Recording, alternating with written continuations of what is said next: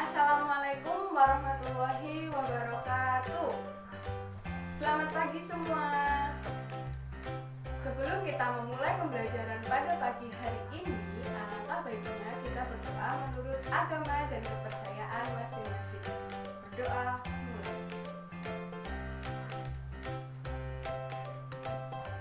Berdoa selesai. Bagaimana kabar kalian hari ini? Kalau ibu mengatakan bagaimana kabar kalian hari ini, kalian harus menjawab alhamdulillah, luar biasa, Allahu Akbar. Seperti itu ya. Bagaimana kabar kalian hari ini? Alhamdulillah, luar biasa, Allahu Akbar. Nah, hari ini kita akan belajar mengenai ekosistem. Lebih tepatnya, keseimbangan ekosistem. Namun, sebelum ibu melanjutkan materi pada pagi hari ini, ibu ingin bertanya pada kalian semua. Adakah hari ini yang tidak hadir? Jika ada yang tidak hadir karena sakit, kita doakan bersama-sama semoga lekas sembuh. Dan esoknya bisa berkumpul dengan kita kembali untuk melakukan pembelajaran dan bermain bersama di sekolah ini. Nah, ada yang sudah sarapan pagi hari ini? Kalau yang tidak sarapan pada pagi hari ini, besok sarapan ya, supaya kita mendapatkan energi. Sekarang, tata terlebih dahulu tempat duduk kalian supaya terlihat lebih rapi. Nah, sudah rapi semua? Sekarang, keluarkan buku kalian masing-masing. Sekarang kita pembelajaran pada tema 5. Sudah siap semua untuk belajar? Sudah ya, bukunya sudah ada, tempat duduk sudah rapi, berarti kalian sudah siap dalam melakukan pembelajaran. Hari ini kita akan belajar mengenai ekosistem. Lebih tepatnya kita akan belajar mengenai keseimbangan ekosistem. Tujuan kalian dalam pembelajaran ekosistem dan keseimbangan ekosistem supaya kalian tahu bahwa makhluk di bumi ini itu saling ketergantungan atau terhubung dari makhluk ke satu ke makhluk yang lainnya. Nah, sebelum itu kita akan belajar mengenai ekosistem terlebih dahulu. Apa itu ekosistem? Ekosistem adalah suatu sistem ekologi yang terbentuk oleh hubungan timbal balik tak terpisahkan antara makhluk hidup dengan lingkungannya. Ekosistem juga dapat dikatakan sebagai tatanan kesatuan secara utuh dan menyeluruh antara segenap unsur lingkungan hidup yang saling mempengaruhi.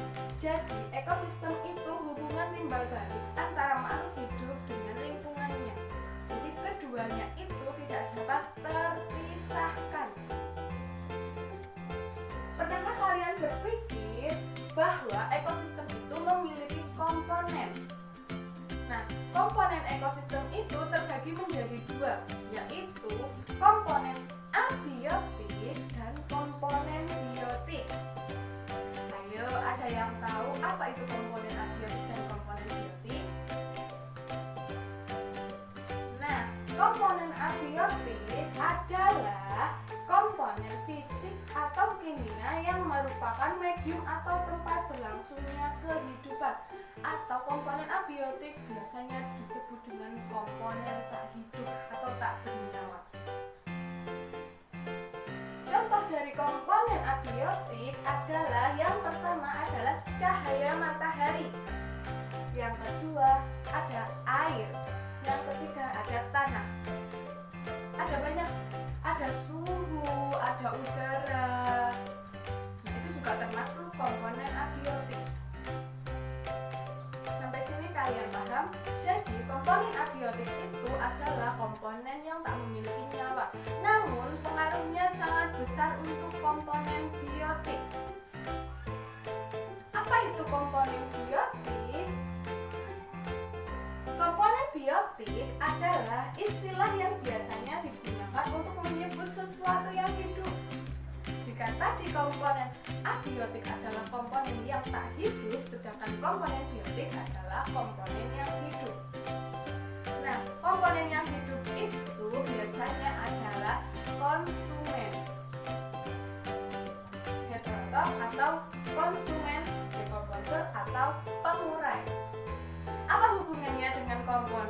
abiotik, biasanya komponen abiotik adalah komponen yang membantu komponen biotik dalam membuat makanan. Contohnya adalah tumbuhan.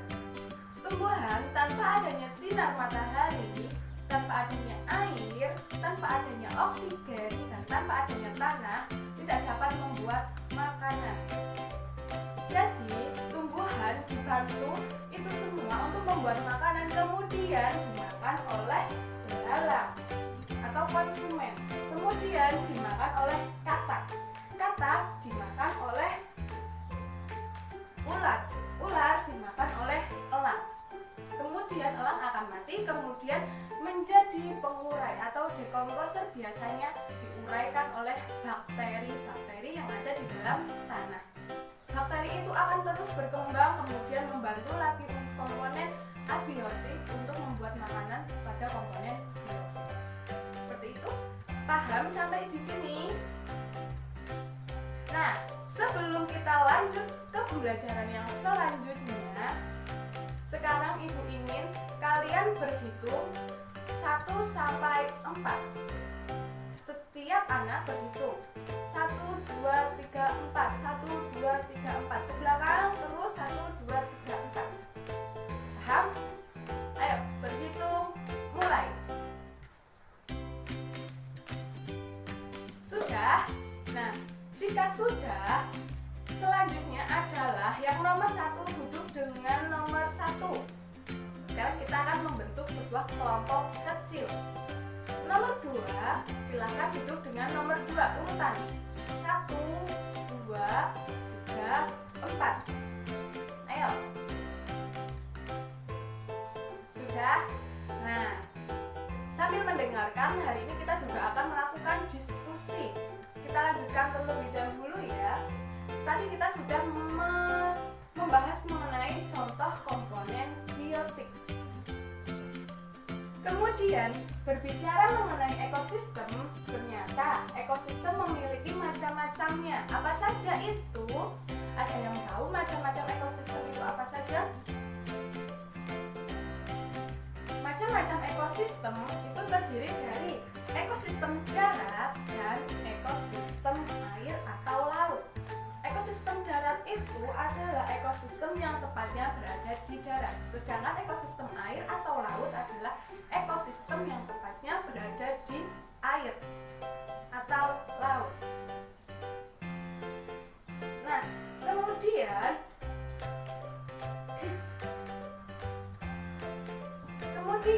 untuk ekosistem darat itu jenisnya terdapat banyak.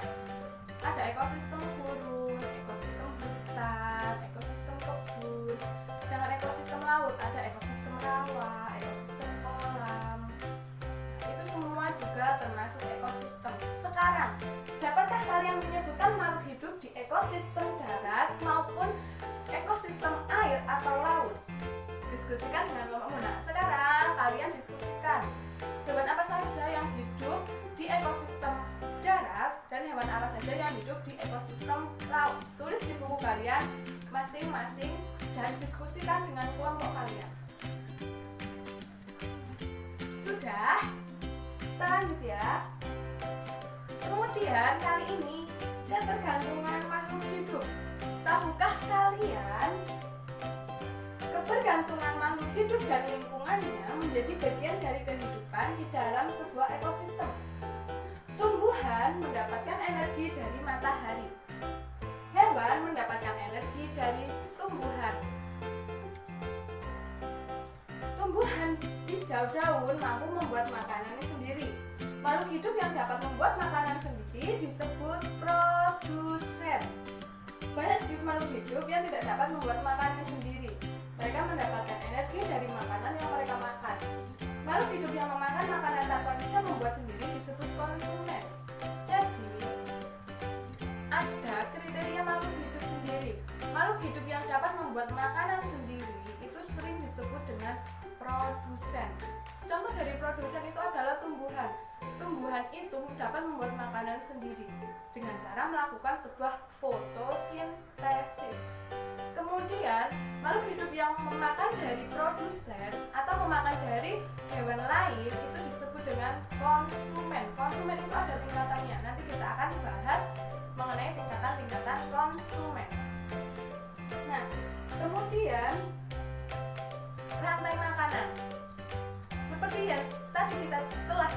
menjelaskan bahwa produsen itu adalah makhluk hidup yang dapat membuat makanannya sendiri.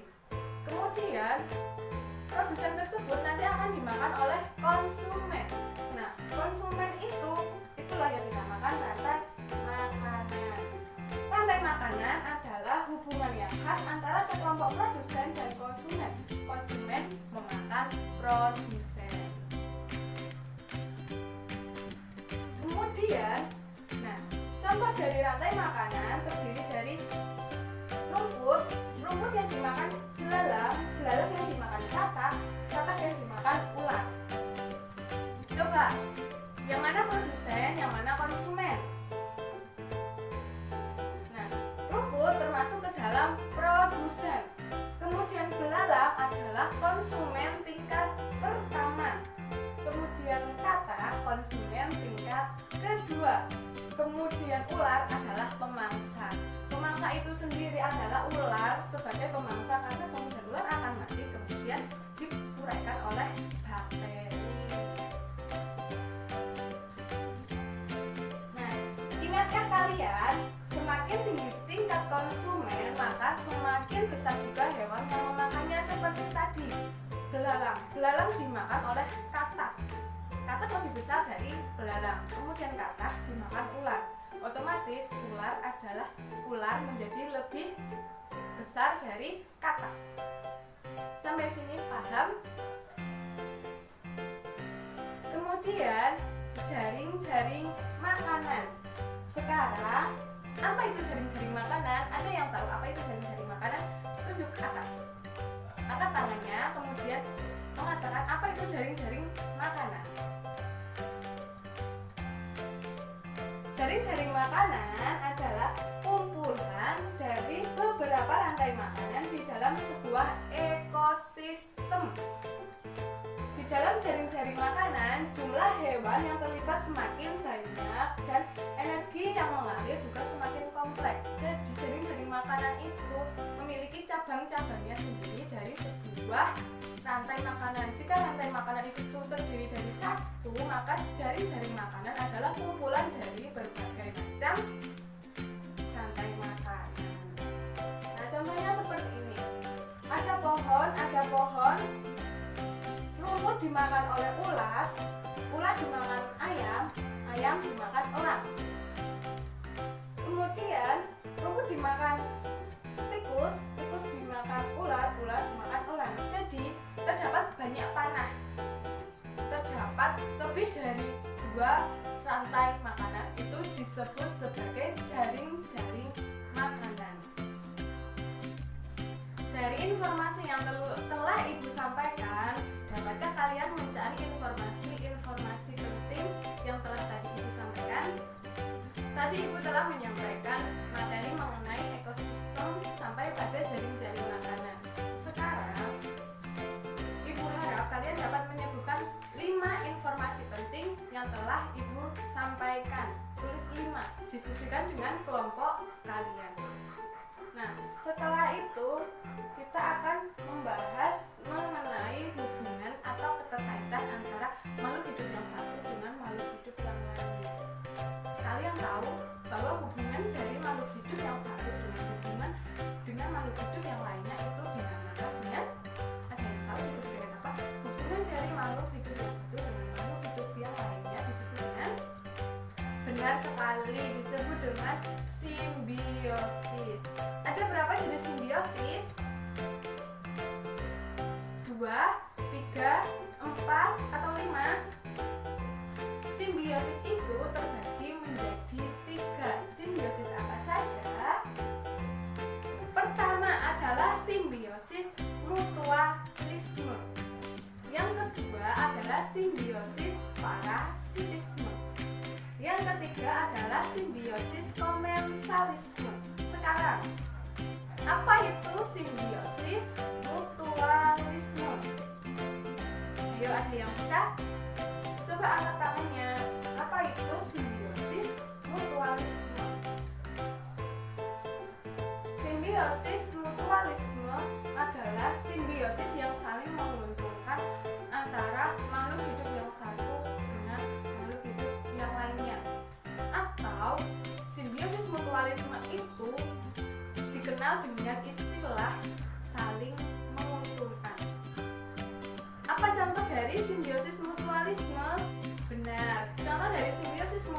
adalah hubungan antara bunga dengan lebah. Mengapa demikian?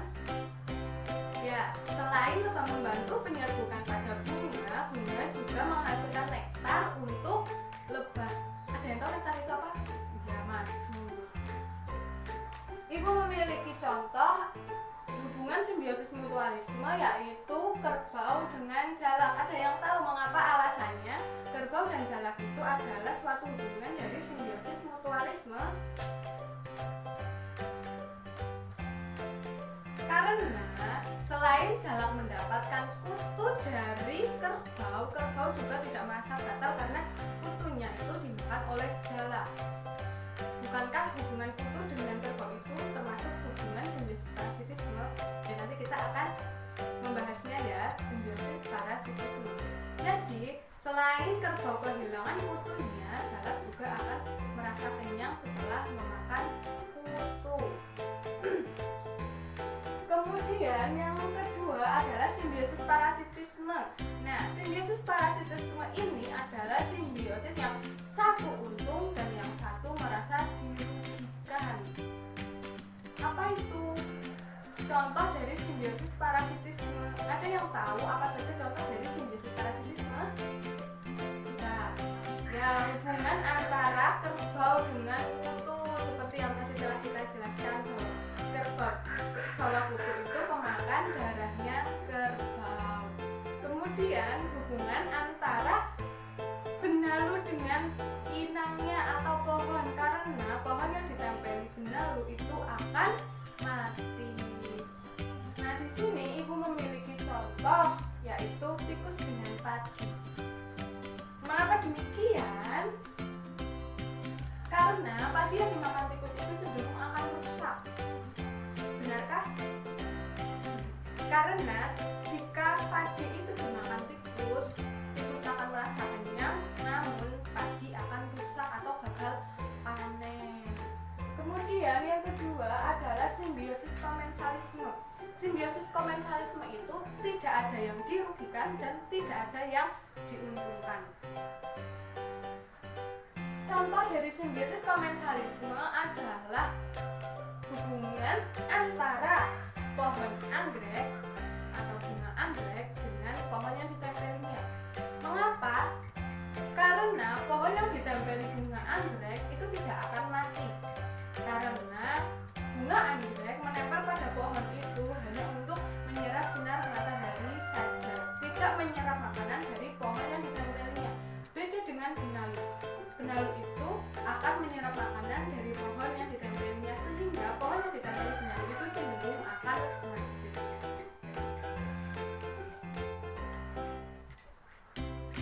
Nah, tadi kalian sudah belajar mengenai rantai makanan, jaring-jaring makanan, simbiosis.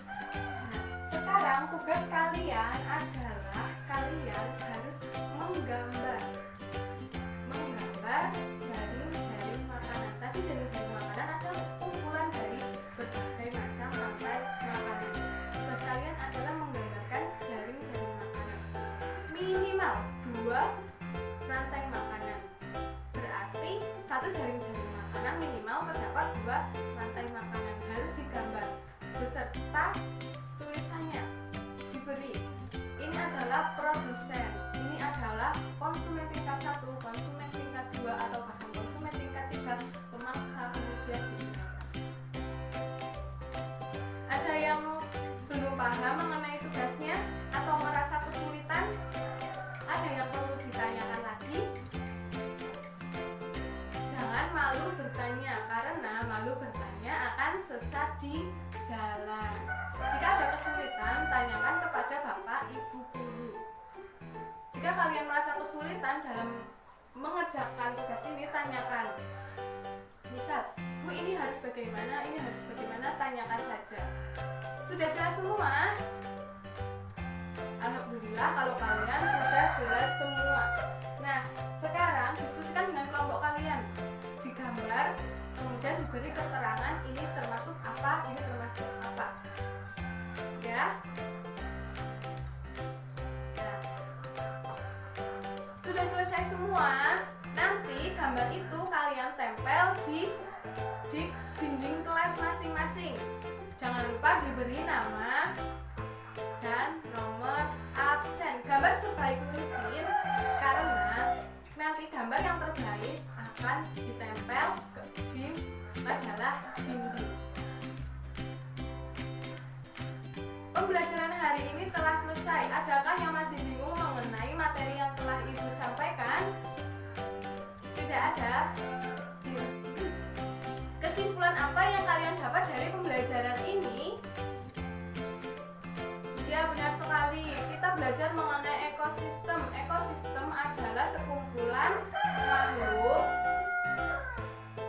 dengan lingkungannya. Ya, benar. Kemudian yang kedua, kita belajar mengenai komponen-komponen ekosistem.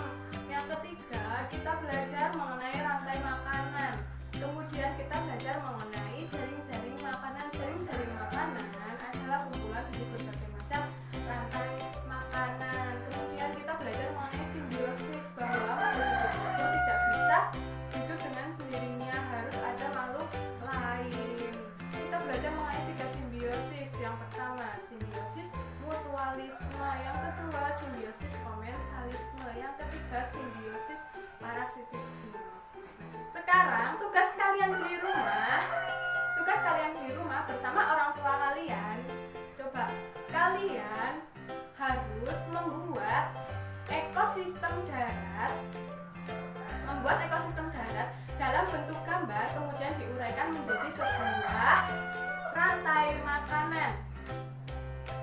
Bukan jaring-jaring makanan, tetapi rantai makanan. Seperti tugas kelompok tadi, kalian harus memberikan keterangan bahwa ini adalah produsen, konsumen tingkat kedua, konsumen tingkat ketiga, pemangsa, pengurai. Bersama orang tua kalian, digambar juga ya. Besok dikumpulkan. Nah, Ibu harap tugas kalian akan jadi semaksimal mungkin. Boleh dikasih pewarna, boleh dikasih lain-lain. Sepertinya sudah cukup pembelajaran kita pada siang hari ini. Kurang lebihnya Ibu mohon maaf. Wabillahi taufiq wal hidayah. Assalamualaikum warahmatullahi wabarakatuh. Sekarang ketua kelas menyiapkan untuk menutup pembelajaran.